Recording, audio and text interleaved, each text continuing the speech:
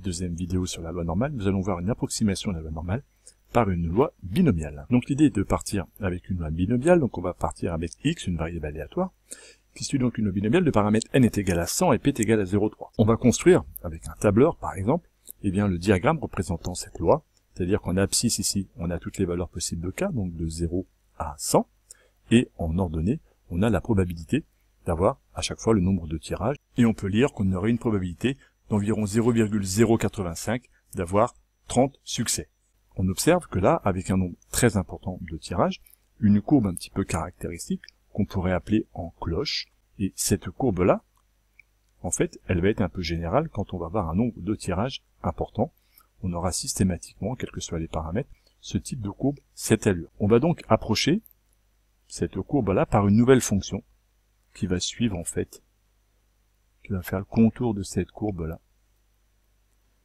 Et on va inventer une nouvelle fonction qui va nous permettre de calculer la probabilité, non pas simplement d'avoir par exemple 24 succès, 25 succès, 26 succès, qui sont des nombres entiers.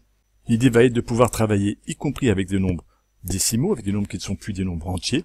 Et pour le coup, on se posera plus la question simplement de savoir quelle est la probabilité d'avoir 24 succès ou 30 succès, puisqu'on va généraliser le problème. On se posera plutôt la question de dire, admettons pour une entrée, l'heure d'arrivée à un stade de football. À quelle heure les personnes arrivent à un stade de football? Eh bien, on se posera plus la question de savoir quelle est la probabilité que les personnes arrivent à 17h12 et 23 secondes, parce que ça n'a pas forcément beaucoup de sens.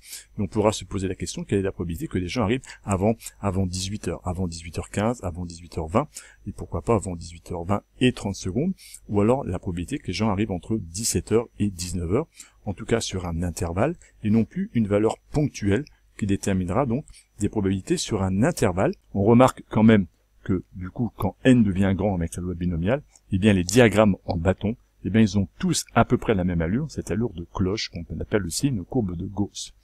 Le diagramme en bâton d'une loi binomiale de paramètres n et p, quand n est grand et p pas trop proche de 0 ou 1, eh bien, peut être approché par cette courbe de Gauss, et avec cette courbe, eh bien, on va définir cette nouvelle loi de probabilité, qu'on va appeler la loi normale, qui va nous permettre donc d'étudier des cas où on aura plus simplement un nombre entier de succès. Pour comprendre la courbe en cloche, là, on va préciser les deux paramètres qui vont déterminer ma loi normale.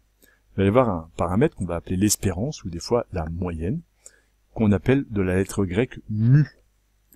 Et celle-là, elle est égale à celle de l'espérance de la loi binomiale qu'elle approche, et c'est-à-dire à n fois p. Et il y a un deuxième paramètre qu'on appelle l'écart-type, la lettre grecque sigma, et on dira que donc une variable aléatoire x suit une loi normale de paramètres mu et sigma. Alors c'est des lettres grecques, ça fait un petit peu peur. On va pas aller très loin, on va juste regarder au niveau de la courbe, en cloche, dont on a parlé il y a quelques instants, quelle est l'incidence de ces deux paramètres, la moyenne mu et l'écart-type. Alors on va déjà essayer de comprendre le rôle de l'espérance de mu.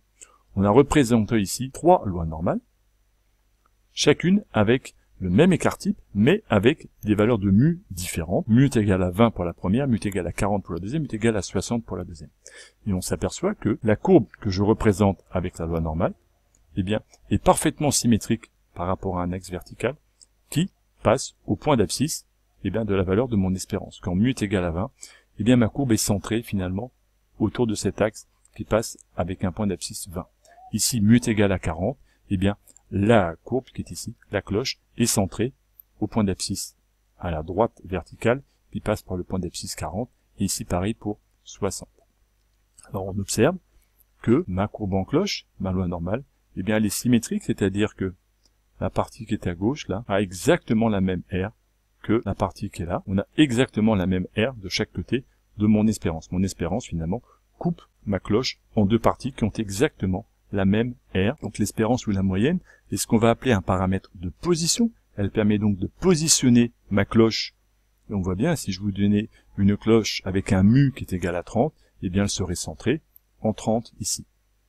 Et donc elle permet de centrer la courbe dans un repère. Inversement ici, on va regarder le rôle de l'écart-type sigma, et on a représenté trois lois normales qui ont exactement la même espérance, une espérance qui vaut 20, et les trois courbes que nous avons sont toutes les trois centrées autour de la même valeur 20. Ce qui les distingue, c'est flagrant, c'est finalement leur écartement, leur étalement et la hauteur de leur sommet. La première courbe ici a un sigma qui vaut 5, la deuxième courbe a un sigma qui vaut 10 et la troisième courbe a un sigma qui vaut 20. Plus le sigma est important, plus ma courbe est écartée et plus le sommet est bas. Inversement, pour un sigma qui vaut 5 ici, ma courbe est resserrée de la valeur moyenne de l'espérance et elle est beaucoup moins écrasée. On retient donc que l'écart type est un paramètre de dispersion. Il mesure l'étalement ou non de mes valeurs, leur dispersion autour de ma valeur moyenne, et il permet de mesurer l'écartement de ma courbe. Ces deux paramètres ont des rôles extrêmement distincts qu'il ne faut pas mélanger.